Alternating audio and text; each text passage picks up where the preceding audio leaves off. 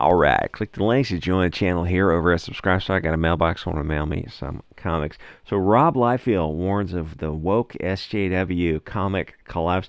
I make sure to put those words in the title. YouTube, I don't think likes it, but it's also a warning to the SJW kids because otherwise, if that's not in the title, they'll pretend it's like bait and switch, and then they'll pretend to get offended and virtue signal about me saying all this kind of stuff. It's like it's in the title. If somebody uses woke and SJW, you know what their perspective is. You don't need to listen to the video and then complain about it. Kids are busily downvoting. We don't see the downvotes anymore. That's honestly it's a fascinating topic in its own right. As soon as Biden gets elected, quick, turn off the downvotes. We can't have people see how unpopular left-wing politics are. So watching the SJW kids on Twitter melt down over Chuck Dixon, Eric July, even Rob Liefeld, who's that other guy who was talking EVS just last week, and Comicsgate in general, really. And then the whole Mark Millar, and then the whole cancel pigs thing has been absolutely fantastic. Comicsgate has been around for a few years. It's not going away. It's just an independent comic movement that Mark Waid seems to think is far extreme right of center. And he said he would rather burn the comic industry down than deal with people like he called them, I guess, the alternative right of center people. And he's a 50-year-old man who's just out of his effing mind. You're looking at like the people in CG is who's he referring to. So EVS is probably the big name in CG, and then all the other people in it. And you look at them and you're like, so these are where does the shoe fit? That these are just independent people selling comics. You would think the left wing would be supportive of that. No, they don't have the right politics. I mean, the Comicsgate stuff is actually pretty politically neutral, but what they mean is politically neutral means you're far right, because you're not pushing a far left message. And if you're not pushing a left wing message, then by default, you're right wing. And the thing is entertainment, and it's not just comics, it's gone to movies too, which is, I mean, talk about, you're going to see some fundamental restructuring of Hollywood and the comic industry. And in this case, they're tied together because Disney owns Marvel. If you don't put propaganda in something, it's a dog whistle to the right wing. And the thing is, yeah, it kind of is. It's kind of a self-fulfilling prophecy because the left wing is just painting themselves into this corner where everything has to be propaganda. And you look at them and you're like, does it sell? Oh, hell no. But it doesn't matter because it's a religion. Anyway, so watching these SGW kids on Twitter have their meltdown has just been, just fantastic to watch. And I think a lot of these kids are mentally ill. And in fact, some of them will tell you themselves, they'll put it in their bio, all the illnesses they have and the medications they're on and whatnot. Like, what does it say about society when so many people need medications to function?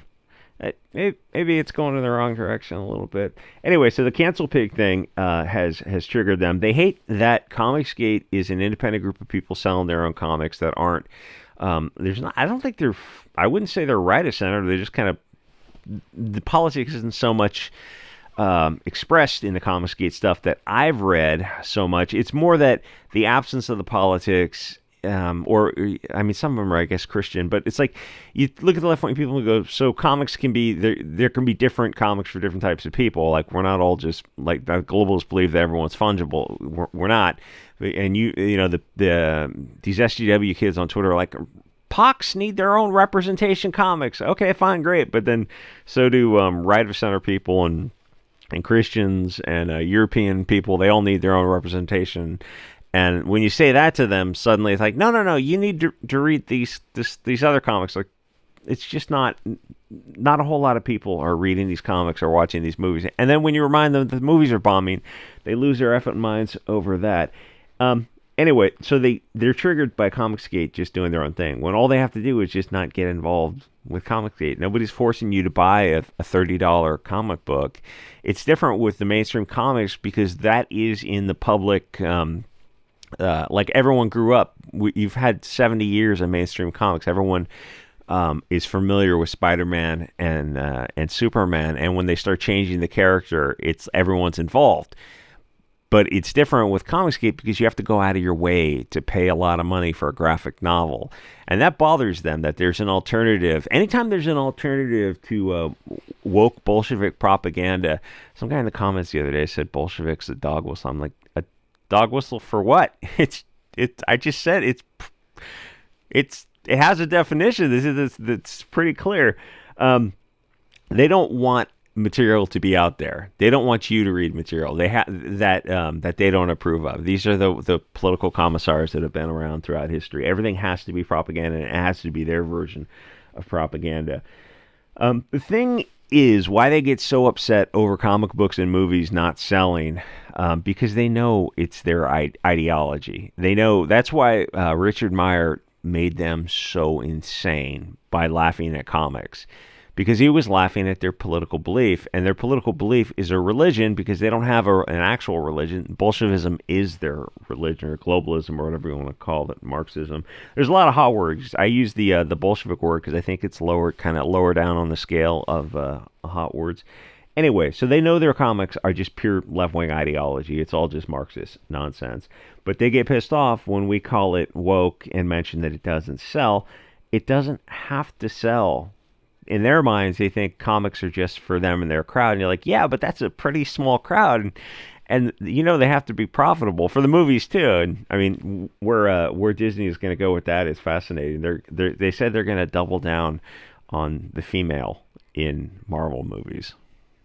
So it turns out that for SJW kids, reality is istophobic to them. So all this happened a couple weeks ago when the comic shop owner, Glenn O'Leary, did an interview with Mark Millar, which is online, and he's talking about the stuff is not selling well, and then there's this online fight where the Gail Simone crowds, where several mainstream professionals in the industry tried to say everything is just fine.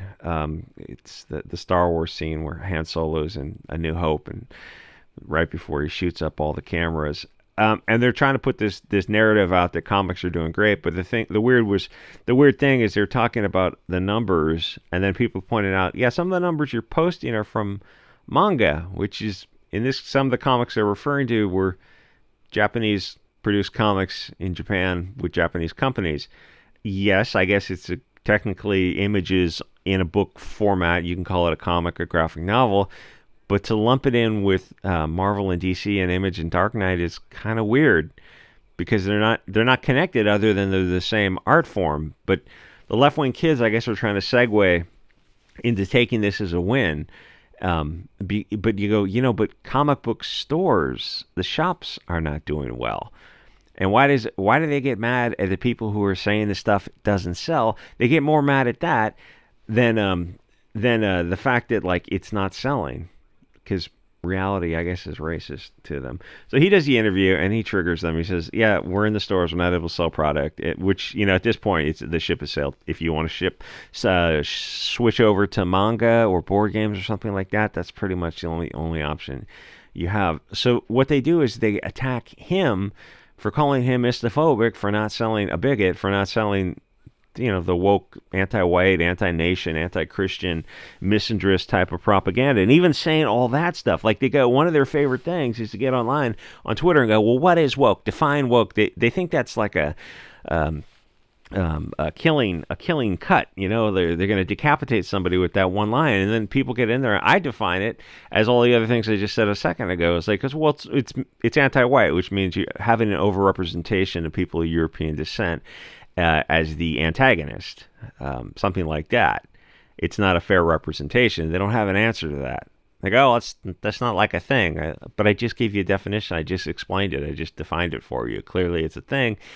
And then, you can only shrug your shoulders and go, yeah, but comics are not selling. That's objectively true. The subjective part would be why they're not selling. But when a lot of people are giving you this explanation of why they personally are not interested in comics anymore, and they say, oh, it's the summation word of it is woke, and then some of the sub-summations would be anti-white, anti-nation, anti-Christian, misandrist. And then you can break all those down if you want, but they're not really interested in having the conversation.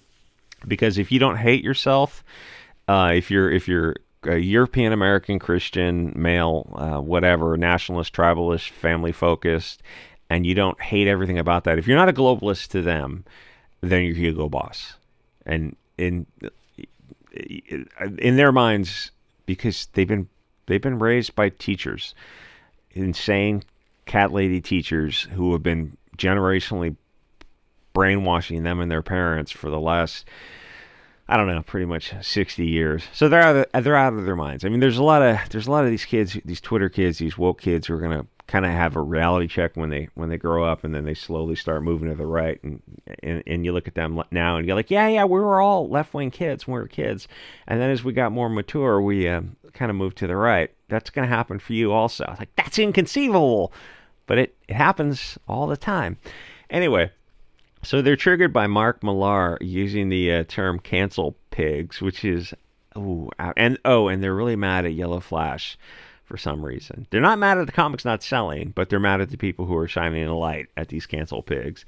So they're saying they're trying to address those in the industry who had hurt a shop owner, Glenn O'Leary, for focusing his frustrations with the sales because these woke SJW kids are not buying the comics. Oh, well, where are they getting their comics from? They just go online and they steal them like everyone else because they're not worth buying. They're not worth collecting. It's like $4 or $5 for some kind of crap. They can read it online. I only know this because you can go to those free websites and the kids are all in the comics and they seem to really appreciate these comics, but not enough to pay $4 or $5 for them. Like, the industry needs your money. If you here's the thing: is if I'm going to review a comic every now and then, why would I pay for it when I can go find it? I don't support the comics. I think they're cancer. I think they're just the most anti-white racist cancer imaginable, written by the worst people on earth. So why would I have a reason to not financially support them. But they have a reason, the SJWs have a reason to support them, and even they won't go buy the comics. They go online and they read them for free. And the movies are, I don't know, they're not going to the theater to go watch woke movies, and they don't have an answer to that. They just call you istophobic. So Miller was talking about comics, and even when they had their conversation, they're very careful, because that's why I say the ship has sailed, because people are not even willing to have like a really brutally honest comic conversation. Here's the reason comics aren't selling: because they're too diverse and there's too much girl power. If you gotta, and you're always making the antagonist blonde-haired, blue-eyed, or red-haired, green-eyed. It's so okay. I sum that up as just saying it's anti-white, and that's objectively true. Are they going to switch that, change that, fix that in any way, shape, or form, or even address it? Absolutely not. So comics are over. Yeah, comics are over. I mean, they have to keep the IP alive for a while to make the movies. So they're still going to sell it, but as for like the whole generational industry with infrastructure and stores, that's all going to go away because the comics are not worth $5. So Rob Liefeld chimed in. See, both these guys are already, Miller and Liefeld already made their names in comics. But as soon as they start going against, as well as Chuck Dixon, right? But as soon as they start going against the narrative, the hatred they get from these mentally unwell SJW kids is absolutely insane. And he's talking about woke comic Twitter, saying, yeah, you guys don't have any solutions to the problem in comics. He also mentioned these people seem to be similar to the cancel pigs Miller discussed, are to be avoided. And what was it, Penny Parker with Bleeding Fool a couple of years ago wrote an article about the Whisper Network, and now she's got some kind of book going out about the Whisper Network, and there's a misunderstanding back and forth with that. And she pointed out that the people in the industry, the Gail Simones and the Mark Wades, who will cancel people like EVS, who can actually write and draw comics that sell. And these other woke SJWs in the industry are not able to do that. And they have names and IPs that are, like Marvel and DC IPs. They should be printing money with these comics, especially after you've had 15 years of very successful movies, and they're not. And you have Comicsgate as a very small group of people who, relatively speaking, are doing amazing things. They're outselling Comicsgate, or they're outselling mainstream comics because they don't have history of IPs. I mean, Cyberfrog was a minor character from the 90s, and that was a very, very small character, and he breathed, he got that ember burning again with some oxygen, and everyone else in Comicsgate did also, and that is just absolutely driving these people online. Oh, and then there's the comic defenders like the Heidi McDonald types who's got Comic Beat is her website, and it's just the most bizarre copium and hopium stuff about comics because they're all pushing this developmentally disabled left-wing, yeah, that was horrible, left-wing viewpoint, and you criticize it, and suddenly you're criticizing, their left-wing viewpoint, which is globalism, which makes you Hugo Boss. That's all of their default position is you're bigoted, you're istophobic, you're Hugo Boss. And you go, we're talking about comic books here. And they go, comics were always woke, and they go into, the history of comics.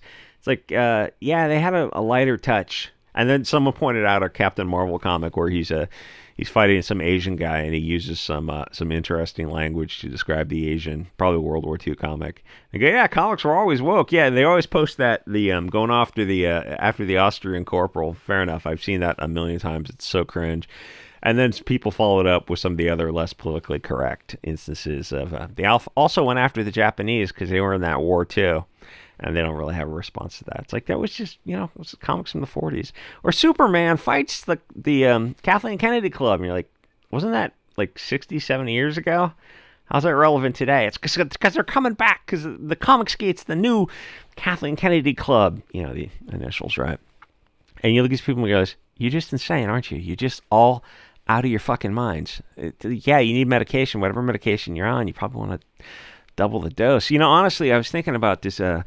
If you want to turn these left-wing kids, left-wing boys, or men, young men, into right-wing ones, if you took them, you got them eating less, and maybe threw a vegetable their way and a can of tuna, and had them exercise.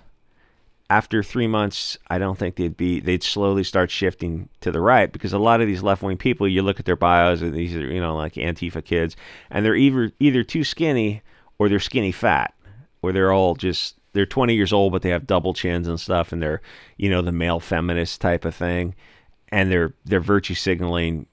It's just the most pathetic display ever. And I look at them and go, I know, and the thing is, like when I was a kid, a couple pounds overweight, it was fat. These kids are like 50 pounds overweight, and they're 20 years old.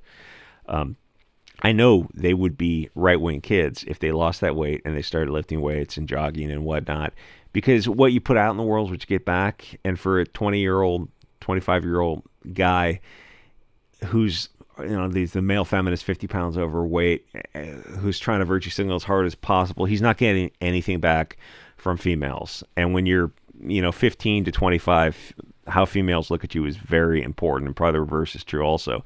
Or if he lost that fat, got in shape, suddenly he'd find himself there. I mean, there's a whole fascinating study of like left-wing soy boys and why they have that out-group preference, because they feel in their mind they've been rejected by the in-group. Am I just going on and on? I am just going on and on. Anyway, I think this is a little too much. There's no saving comics. Comicsgate is great. I want to thank Vegan for the I was going to do the Batman versus Dracula review. See, I got some great 80s comics from Vegan and Your LG. He's got me the Batman, which is my absolute favorite, is graphic novels from the 80s. And there's just such a vibe in the 80s comics just to take you right back there, where you look at stuff now and like, yeah, there's no way anyone is going to come close to anything from the 80s. And I think the Batman versus Dracula also has an... I actually don't know when it's printed, but the art looks like it's from the 80s, unless the guy's doing a throwback. Anyway, like, comment, subscribe. I'll see you guys all next episode.